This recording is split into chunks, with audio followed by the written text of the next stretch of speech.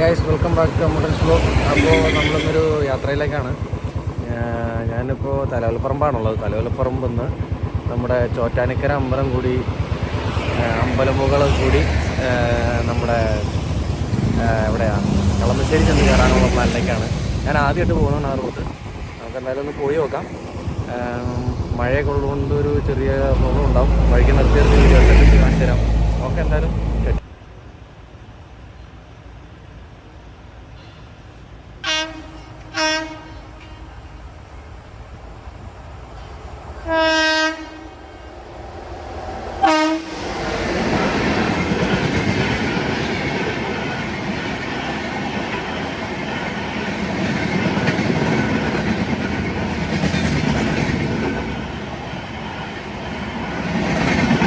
ചോറ്റാനിക്കര അമ്പലത്തിലേക്ക് പോണ വഴി ഇതിലെ പോയാൽ നമുക്ക് എറണാകുളത്തേക്ക് പോകാം. എയർപോർട്ട് എറണാകുളം തിരുവാങ്കൂറിലേക്ക് പോകണ റൂട്ട് അങ്ങോട്ടാണ്.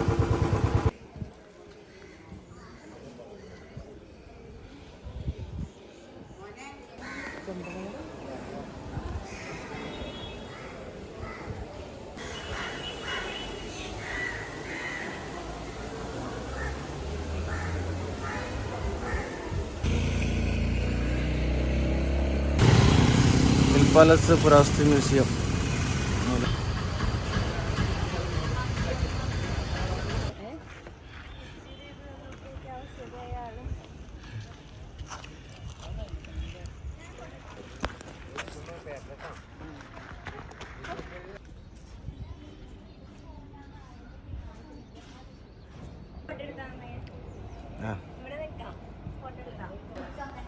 കുതിരട്ടുമ്പപ്പം മറ്റേ വെള്ളമൊക്കെ വെച്ച് ചാടി ഇറങ്ങുന്ന സ്ഥലം.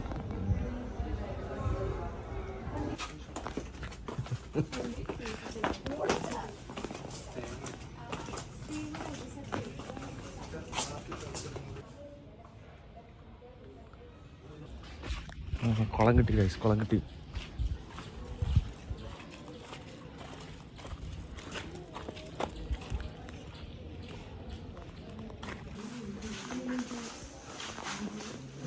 മുങ്ങി.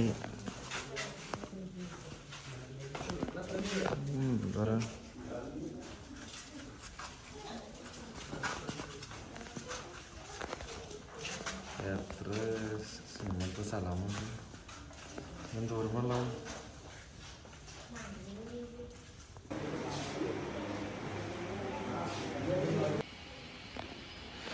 Hill palace guys. അകത്ത് വീഡിയോസ് ഒന്നും അനുവദിക്കില്ല, പുറത്ത് മാത്രം.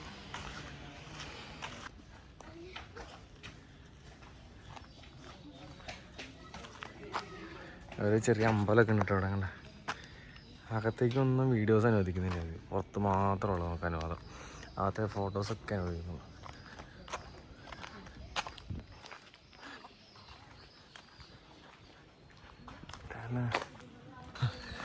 ഇത്ര നേരം വന്നിട്ട് ഒരു സാധനം പറഞ്ഞിട്ട് ഡിയർ പാർക്ക്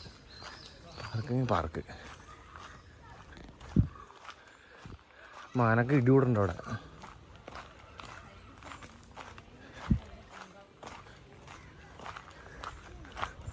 അവിടെ ഉണ്ട് മാനേ പുള്ളി മാനേ.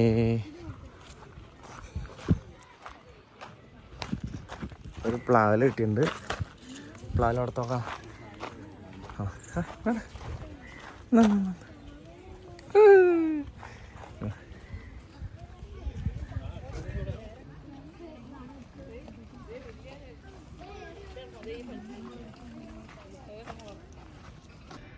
ആകെ കുറച്ചുകൂടെ ഒരു ലൈബ്രറി ആയിട്ട് തോന്നിയ സ്ഥലമാണ് ഇട്ടത് ഡിയർ പാർക്ക്. ഒരു ആ കേജ് ഉണ്ടോ, ആ കേജിൻ്റെ അവിടെയാണ് ബോയ്സിനൊക്കെ തിരിച്ചിരിച്ച് അവരിട്ടിരിക്കുന്നത്. മെയിൽസ് എല്ലാം അവിടെയാണ്, ഫീമെയിൽസൊക്കെയാണ്. അത് അടിപൊളി.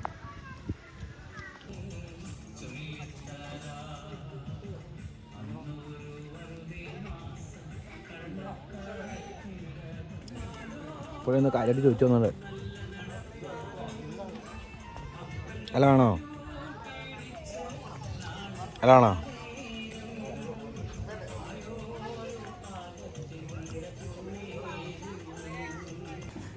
ഒരു ചെറിയ ഗുഹയൊക്കെ ഉണ്ട് കേസ് ഇവിടെ.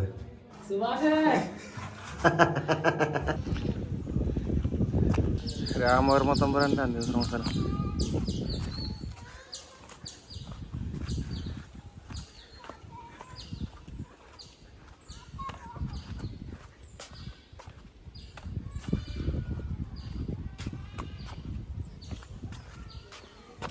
ഇതാണ് ആ സ്ഥലം.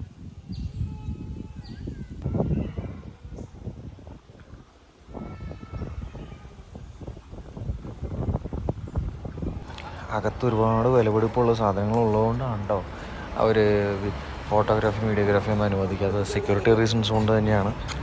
എല്ലാം നല്ല രീതിയിൽ തന്നെ അവർ മെയിൻറ്റെയിൻ ചെയ്ത് വെച്ചിട്ടുണ്ട്. എല്ലാവരും ഒരു വൺ ടൈം വിസിറ്റ് ചെയ്യേണ്ട ഒരു സ്ഥലം തന്നെയാണ് ഹിൽ പാലസ്. ശ്രീദേവി മോഹൻലാലിന് ടാറ്റ കൊടുത്ത ജനലാണ് കാണുന്നത്. അപ്പോൾ മോഹൻലാൽ അതിലിങ്ങനെ വണ്ടി ഓടിച്ച് അവിടെ നിന്ന് ഇങ്ങനെ ഓടിച്ചത് ഇങ്ങനെയാണ് പോയി. ഇതാണ് ആ സ്ഥലം.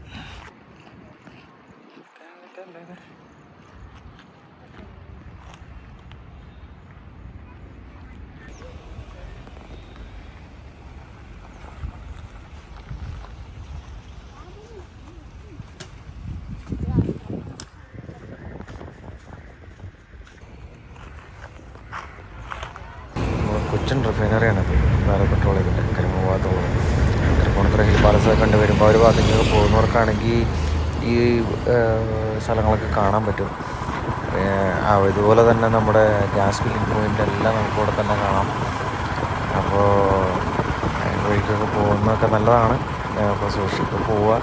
പോലീസൊക്കെ ഉള്ളത് കൊണ്ട് തന്നെ എനിക്ക് വീഡിയോസൊക്കെ എടുക്കാൻ തന്നെ ഒരു ഭയമായിരുന്നു.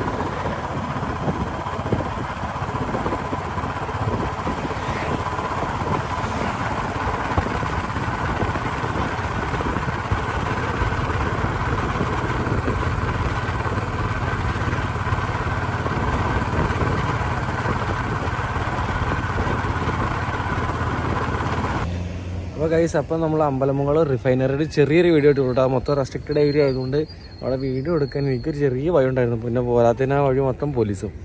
അപ്പോൾ ഞാൻ ആ വഴി ചെറിയ റിഫൈനറി ചെറിയൊരു വീഡിയോ എടുത്ത് വെച്ചിട്ടുണ്ട്. ഇപ്പം ഞാൻ കമ്പോലമൊക്കെ കഴിഞ്ഞ് നമ്മുടെ പെരുമ്പാവൂർക്ക് തിരിയാൻ വേണ്ടി ഇങ്ങനെ നിൽക്കണം. പെരുമ്പാവൂരെത്താനായി. അപ്പോൾ ഞാൻ നല്ലൊരു സ്പോട്ട് നോക്കി നിൽക്കാൻ. അതിനിടയ്ക്ക് ചെറിയ മഴ കിട്ടി. ഇപ്പോഴും മഴ ഇങ്ങനെ പൊടിഞ്ഞുകൊണ്ടിരിക്കുകയാണ്. ഇങ്ങനെ കാണുന്നുണ്ടാവും. അപ്പോൾ മഴ ഇങ്ങനെ പെയ്തുകൊണ്ടിരിക്കുകയാണ്. അപ്പോൾ ഇനി വേഗം വീട് പിടിച്ചില്ലെങ്കിൽ മഴയിൽ കുളിക്കേണ്ടി വരും. അപ്പോൾ ഞാനിപ്പോൾ നല്ലൊരു സ്ഥലം കണ്ടപ്പോൾ ഇങ്ങനെ നിൽക്കുക. നല്ല അടിപൊളി പാടശേഖരമൊക്കെ ഇട്ടാണ്ട മഴ വീണ കാരണം നല്ല ഭംഗിയുണ്ട്. ചെറിയ തോടൊക്കെ ഉണ്ട് ഇവിടെ. ആണ് നമ്മുടെ വണ്ടി.